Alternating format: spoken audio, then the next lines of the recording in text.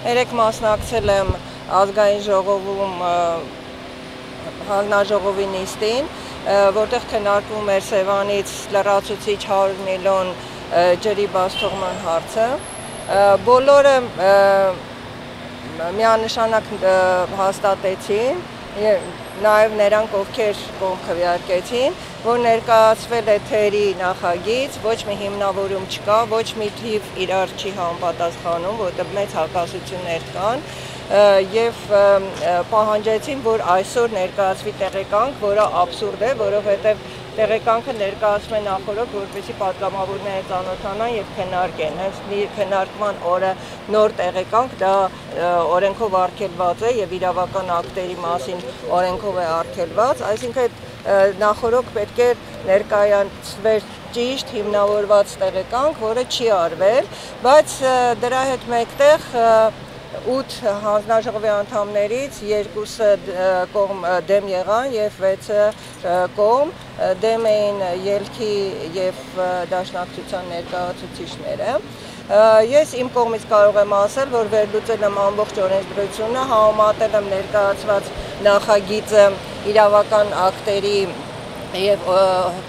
բնապահպանական օրենսդրության հետ մեծ հակասություններ կա։ Առաջինը, որ հակասում է Սևանա լճի մասին օրենքով հաստատված սկզբունքներին, ամրագրված սկզբունքներին, որտեղ նշված է, որ հաշվեկշիռը Սևանի չպետք է բացասական լինի, իսկ մեր հաշվարկներով արդեն այսօրվա թվերով, եթե իրենք մանիպուլյացիա չանեն եւ թվերը կեղծ չներկայացնեն, արդեն բացասական հաշվեկշիռ է։ Օրենքի նախագիծը ձեռքիս տակ է, կարող եմ կարդալ, որ նշված է 2017 թվականի ընթացքում Սևանա լճից բաց թողվող ջրի 170 միլիոն խորանարդ մետր գերազանցող չափաքանակի հաշվին արտադրվող էլեկտրական էներգիայի վաճառքից միջազգային էներգետիկ կորպորացիա ՓԲ-ի եւ Հայաստանի էլեկտրական ցանցեր ՓԲ-ի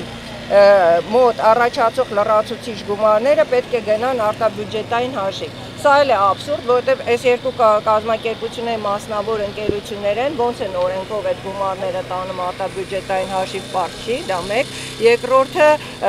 այդ արտաբյուջետային հաշվի գումարները ոնց են ծախսվելու, դա էլ ընդհանրապես սրա մեջ չկա, վերջ, էս է որոշումը։ Մենք ունենք օնլայն արդեն 600 ավել